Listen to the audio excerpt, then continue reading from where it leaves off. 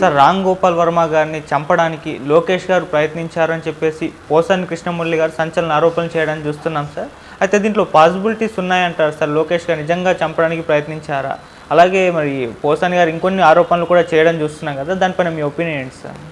పోసాని నిన్న ప్రెస్ మీట్లో అనేక అంశాలు మాట్లాడారు. ముఖ్యంగా కూటమిలో ఇద్దరు పార్టీలు, రెండు పార్టీలు అంటే ఒకటి తెలుగుదేశం అండ్ జనసేన, వీళ్ళకి సంబంధించి ఆయన ప్రధానంగా ప్రశ్నలు సంధించారు. బీజేపీ మీద ఏం పెద్దగా మాట్లాడలేదు. సో ముందుగా ఆయన మన టాపిక్ ఆర్జీవీని చంపడానికి తెలుగుదేశం వాళ్ళు కొంతమంది ప్లాన్ చేశారు. లోకేష్ కూడా గ్రీన్ సిగ్నల్ ఇచ్చాడు. బట్ చంద్రబాబు దాన్ని అడ్డుకున్నాడు, ఆపేశాడు. లేకపోతే ఆర్జీవీని కూడా చంపాలని వాళ్ళు అనుకున్నారు, ఇది నాకు బాగా తెలుసు, ఎవరు అనుకున్నారు ఏంటి అనేది కూడా నేను చెప్పగలను అనేది ఆయన అన్నాడు.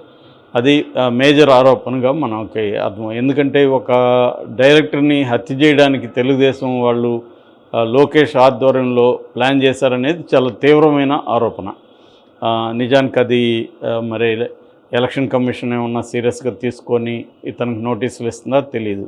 ఎందుకంటే అది హత్య ప్రయత్నం చేశాడని పెద్ద ఆరోపణ.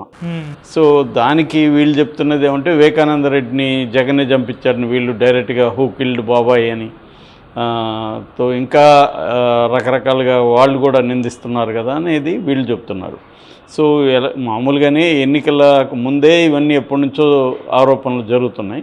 అయితే ఇప్పుడు పోసాని ఇప్పటివరకు ఆరోపించలేదు. ఇప్పటివరకు ఈ ఆరోపణ ఎవరు కూడా చేయలే. రామ్ గోపాల్ వర్మని చంపడానికి తెలుగుదేశం నాయకులు ప్రయత్నించారన్న విషయాన్ని ఎవరు కూడా చేయలేదు. ఎందుకంటే అది లోకేష్కు దగ్గరున్న రాజేష్ అనే వ్యక్తి ఆధ్వర్యంలోనే ప్లాన్ జరిగిందనేది కూడా ఆయన చెప్పాడు, కొన్ని పేర్లు కూడా చెప్పాడు.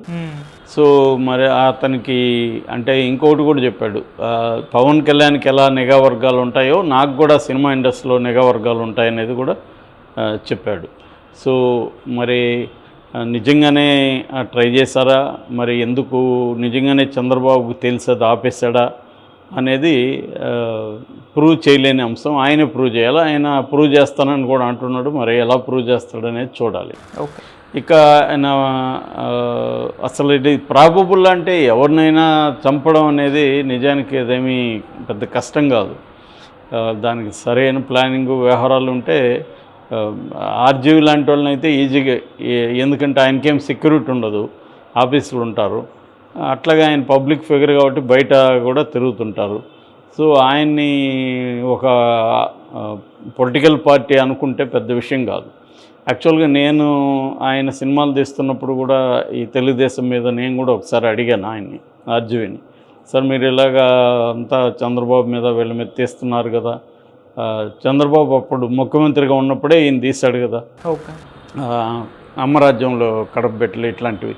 సో అప్పుడు అడిగితే ఆయన చాలా కాన్ఫిడెంట్గానే ఉన్నారు, ఏం చేస్తారు దేనికైనా నేను రెడీ అన్నట్టుగానే ఆయన మాట్లాడారు. ఎందుకంటే ఆయన అంతకుముందు కూడా ముంబై మాఫియాతో కూడా ఆయన ఢీకొన్నారు. ముంబై మాఫియా కూడా ఆయన థ్రెట్ ఉండేది. అప్పట్లో ఆయనకు విపరీతంగా ఫోన్లు వచ్చేవి. కొంతకాలం బౌన్సర్లను కూడా పెట్టుకున్నాడు. ఆ తర్వాత కూడా కొంతమంది స్టూడెంట్లు వచ్చి తెలుగుదేశం వాళ్ళు వచ్చి ఈయన ఆఫీస్ ముందు ఆయన బొమ్మని దగ్ధం చేయడం, గొడవ చేయడం, చంపేస్తామని కూడా బెదిరించారు. అవన్నీ కూడా చూసాము. సో మామూలుగా ఏమంటే ఆర్జీవీ ఏదో ఒక పొలిటికల్ పార్టీ వైపు ఉండి మాట్లాడే వ్యక్తి అయితే కాదు. ఖచ్చితంగా ఆయన అది ఓపెన్గానే చెప్పాడు, నాకు జగన్ అంటే ఇష్టము, చంద్రబాబు అన్న, లోకేష్ అన్న, పవన్ కళ్యాణ్ ఇష్టం లేదనే విషయం ఆయన చాలాసార్లు చెప్పాడు. రెండోది తను కన్విన్స్ అయిన విషయాన్ని, తన పాయింట్ ఆఫ్ వ్యూని చెప్పాలనుకున్నది ఆయన చెప్పాడు. అలాగే ఎవరు చూపించలేదు. అట్లాగే లోకేష్ని కానీ పప్పు అని ఆయన బాగా ప్రచారం చేశాడు.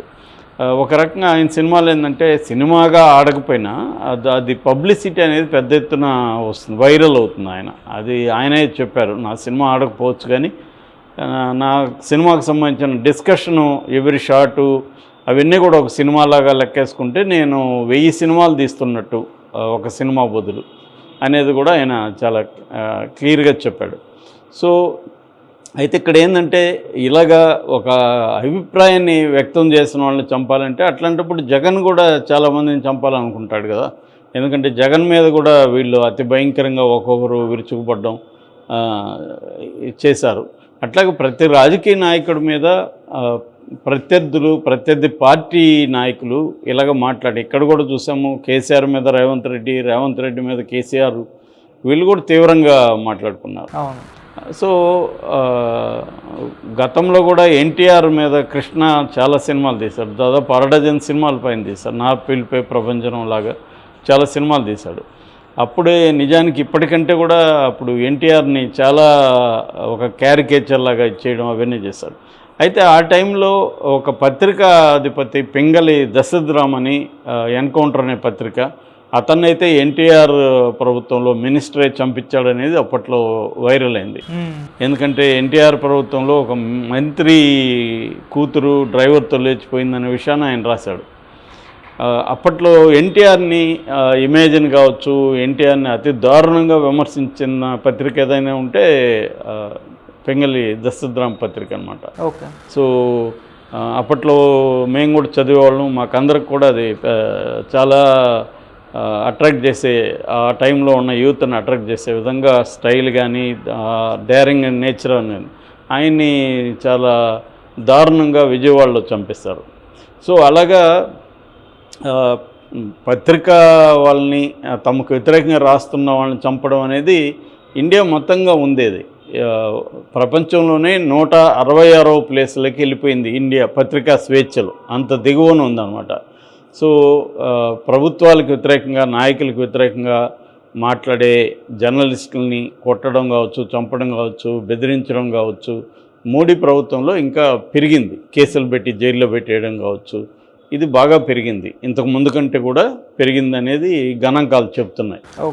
ఎందుకంటే లోకేష్ ఆ సినిమాలను ఆపడానికి కూడా వ్యూహాన్ని దీన్ని చాలా కష్టపడి కొంతవరకు సక్సెస్ కూడా అవ్వగలిగాడు. కోర్టుకు వెళ్ళి చాలా వేధించగలిగాడు ఆర్జీవిని. అందరూ కూడా ఆశ్చర్యపోయారు, ఒక సినిమా కోసం ఇతను ఎందుకు ఇంత ఇది చేస్తున్నాడని. సో ఆ రకంగా తీసుకున్నప్పుడు జరగచ్చు. అట్లాగే కత్తి మహేష్ పవన్ కళ్యాణ్ మీద తీవ్రంగా విరుచుకుపడేవాడు. కత్తి మహేష్ కూడా యాక్సిడెంట్ కాదది, హత్య అని నమ్మేవాళ్ళు ఇప్పటికి కూడా ఉన్నారు.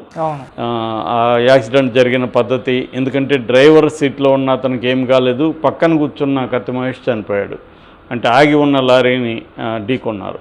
సో ఇది ముందుగానే ప్లాన్ చేసుకొని కత్తి మహేష్ ఉన్న వైపే ఢీకొనే విధంగా ప్లాన్ చేశారా అనే డౌట్లు కూడా చాలామందికి ఉన్నాయి. ఇలాగా ప్రభుత్వాలను లేకపోతే కొంతమంది రాజకీయ నాయకులను టార్గెట్ చేస్తూ మాట్లాడేవాళ్ళు కావచ్చు, లేకపోతే వాళ్ళ వాళ్ళ ఎండగట్టడం అంటారు కదా, అంటే ఎక్స్పోజ్ చేయడం, వాళ్ళ అక్రమాలు కావచ్చు, మిగతా వాటిని ఎక్స్పోజ్ చేసే వాళ్ళని కావచ్చు, వాళ్ళ మీద తీవ్రమైన కోపం ఉండే అవకాశం ఉంది. ఇవాళ రాజకీయాలు చాలా హేట్ సెంటర్డ్ పాలిటిక్స్ అయిపోయినాయి. అంటే విషాన్ని చిమ్మడం, విద్వేషాన్ని రెచ్చగొట్టడం అనేది అయిపోయింది. ఏ విమర్శను కూడా తట్టుకునే పరిస్థితి కనిపించట్లేదు. ఇంతకుముందు అది ఉండేది ఒకప్పుడు, ఇప్పుడు అది బాగా పెరిగిపోయింది. ఏది సహించలేని తత్వం అంటారు, ఇంటాలరెన్స్ అనేది బాగా సమాజంలో బలంగా పెరిగింది. ఆ క్రమంలో చంపడానికి ట్రై చేసి ఉండొచ్చు. అట్లాగే మిగతా విషయాలు కూడా మాట్లాడాడు. ముఖ్యంగా పవన్ కళ్యాణ్కి 4 కాదు 5 మంది ఉన్నారని, 4వ అమ్మాయి పంజాబీ అమ్మాయి అనేది అతను చెప్పాడు. ఆ అమ్మాయిని కూడా ప్రెగ్నెంట్ చేసి విడిచిపెట్టేశాడని, 5వ అమ్మాయి కూడా వెయిటింగ్, అది కూడా బయటకు వస్తుందని కూడా ఆయన ఒక బాంబు పేల్చారు. అది ఎంత నిజం అనేది తెలీదు. ఏదేమైనా ఆయన ఓపెన్గా మాట్లాడే వ్యక్తి. పోసాని కూడా తను చాలా షార్ప్గా ఉంటుంది, ఎవరి మీద విమర్శలు చేయడం. పవన్ కళ్యాణ్ సజ్జలని వీళ్ళ మీద చాలా దారుణంగా మాట్లాడాడు కాబట్టి దానికి ప్రతీకగా ఇతను కూడా మాట్లాడాడు. అట్లాగే జగన్ మీద కూడా ఎప్పటి నుంచో పవన్ కళ్యాణ్ మాట్లాడుతున్నాడు. అతన్ని చాలా నీచంగా మాట్లాడే వ్యక్తుల్లో పవన్ కళ్యాణ్ ఒకటి, జగన్ని.